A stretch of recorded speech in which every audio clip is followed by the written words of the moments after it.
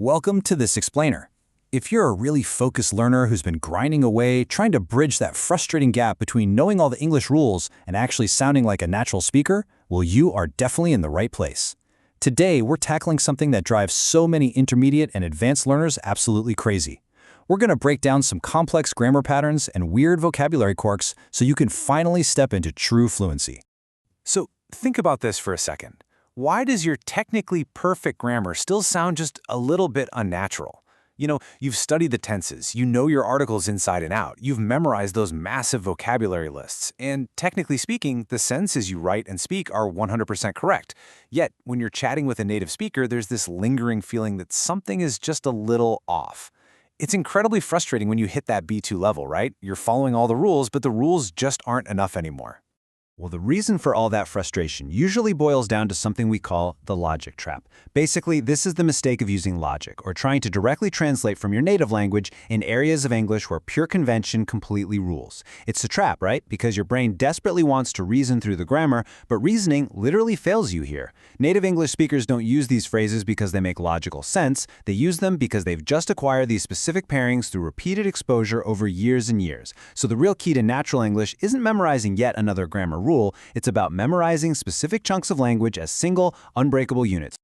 Okay, let's dive into this. We've got a really clear roadmap today to bridge that gap to advanced fluency.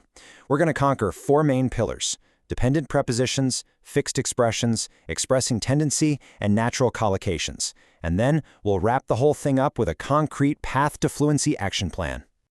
All right, first up, dependent prepositions and the myth of logical pairings. Now, unlike regular prepositions that show direction, like under the table or through the door, dependent prepositions are permanently glued to a specific word, and they carry absolutely no logical meaning. Think about the phrases accustomed to versus capable of. Both of these relate a person to a skill or a situation, right? But one demands the word to, and the other demands of. There is literally zero logical reasoning behind this difference. You just have to learn capable of as one big, unbreakable chunk. Now, what's really interesting about this is how swapping a simple preposition creates a subtle but major shift in meaning. If you say you are disappointed with someone, you're really just expressing general dissatisfaction, like maybe a coworker did a sloppy job on a project. But if you say you are disappointed in someone, oh boy, the emotional weight completely changes. You are expressing a real sense of betrayal or a lowered esteem of their actual character. This is exactly the kind of nuance advanced learners have to master. You can't just assume one preposition fits every situation. Moving right along to pillar number 2, fixed expressions.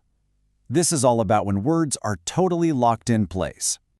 Honestly, this is where English gets a little absurd. Take the correct phrase, at a loss for words, which means you're so shocked you have no idea what to say. Now, a lot of learners intuitively try to say at a loss of words. Because if you think about it logically, you're lacking a quantity of words, right? It makes perfect logical sense. But it sounds instantly wrong to a native ear. There is no rational reason why for is better than of here. It is just pure, unfiltered convention. And these locked expressions are incredibly sensitive. On the whole is a fantastic phrase, meaning generally speaking.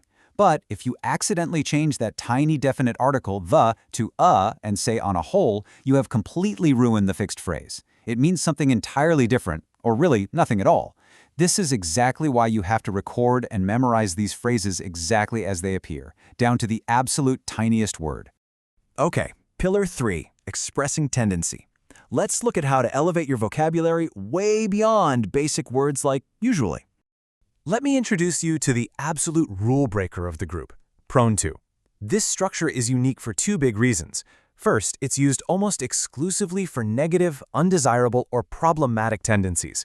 You aren't really prone to winning the lottery, you're prone to migraines or prone to overreacting. Second, and grammatically speaking, it absolutely must be followed by a noun or an ing form, never ever an infinitive. So you can't say prone to feel irritable, you've got to say prone to irritability. And this brilliantly illustrates exactly why prone to is such an oddball. Notice how we have tend to for general habits, inclined to for formal dispositions, have a tendency to for a more emphatic feel, and apt to for predictable behavior. What do literally all of those have in common? They safely and consistently use the bare infinitive. Prone to is the only one standing over there demanding a noun or an ing form. If you can cement this rule in your mind, you'll never make a mistake with tendency structures again. All right, our fourth and final pillar, natural collocations. What actually sounds right versus what sounds totally wrong. So collocations aren't really about grammatical correctness at all. They're entirely about what sounds natural to a native speaker. A sentence can follow every rule in the textbook, but if the collocations are off, it's going to sound jarringly foreign. Let's isolate a single concept to see how native speakers intuitively pair words together. Let's look at the concept of defeat. Say you're finally giving up on trying to fix a leaky sink at home. Which verb do you pair with defeat? Well, admit defeat is your everyday, totally natural choice. Now, accept defeat isn't grammatically wrong, but a native speaker generally only uses that in really specific contexts, like, formal sports commentary. And agree defeat? No way. That just sounds completely bizarre. Learning to feel that subtle difference, that requires exposure, not rule following. Let's move to and see how this builds across some other everyday phrases. You don't find sense, you make sense of something. Before you give a big speech, you gather your thoughts, you don't bring them. You keep track of your daily expenses, you don't make track. When you're requesting a refund, you make a claim, you never do a claim. And when you're dealing with mountains of difficult bureaucracy, you work your way through it, you don't push your way through. The verb and the noun are practically married to each other, and you cannot divorce them. Okay, Section 5, the path to fluency. Let's get into your action plan. So the crucial point is, how do we actually conquer all of this? It boils down to a really simple 3-step strategy for active pattern recognition. Step 1, stop learning nouns in isolation. Seriously, when you learn a new word, always learn the verbs that naturally go with it.